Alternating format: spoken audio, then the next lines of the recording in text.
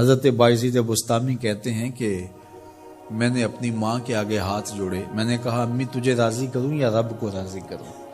تو اپنے حق مجھے معاف کر دے، اللہ کو میں راضی کر لیتا ہوں۔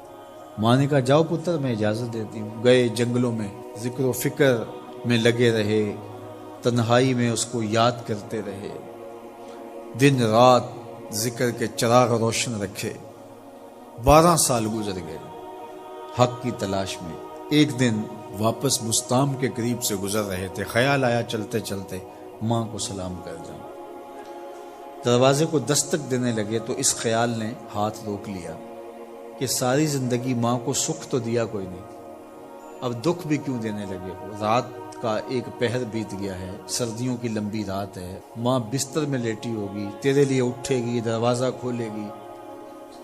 دروازے کے ساتھ ہی لگ کے بیٹھ گئے اور ساری رات کاٹ دی، اس خیال سے کہ ماں کو تکلیف نہ ہو۔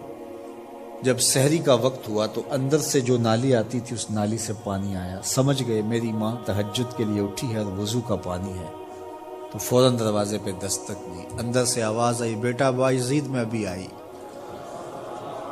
مائیں بیٹوں کے دستک کے انداز سے جان لیتی ہیں یہ کس بیٹے کے ہاتھوں کا لمس ہے۔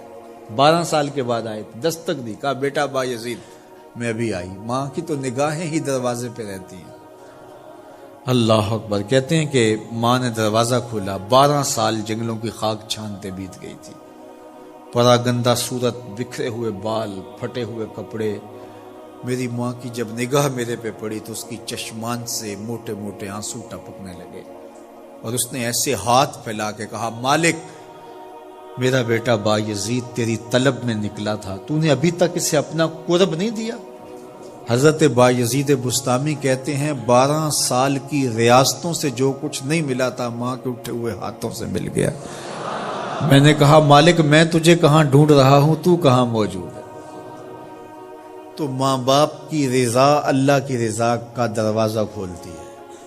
جن لوگوں کے ماں باپ ناراض ہیں اور وہ جا کے پیر صاحب کی خدمت کرتے ہیں اور میاں ماں کے قدم چومو، باپ کی ٹانگیں دباؤ، ان کی خدمت کرو، تمہارے پہلے مرشد وہ ہیں، ان کو راضی کرو، پھر کسی شیخ کامل کی صحبت میں آنا، دیکھو کیسے دل کی بند کھڑکیاں کھلتی ہیں۔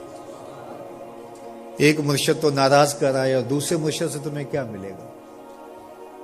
تو راستہ یہیں سے کھلے گا۔ والدین کو کبھی ناراض نہ کرو، والدین کو کبھی دکھ نہ دو، والدین کو کبھی تکلیف نہ پہنچاؤ، اور والدین کو بھی چاہیے کہ اپنی اولاد کو اپنا نافرمان نہ بنائے۔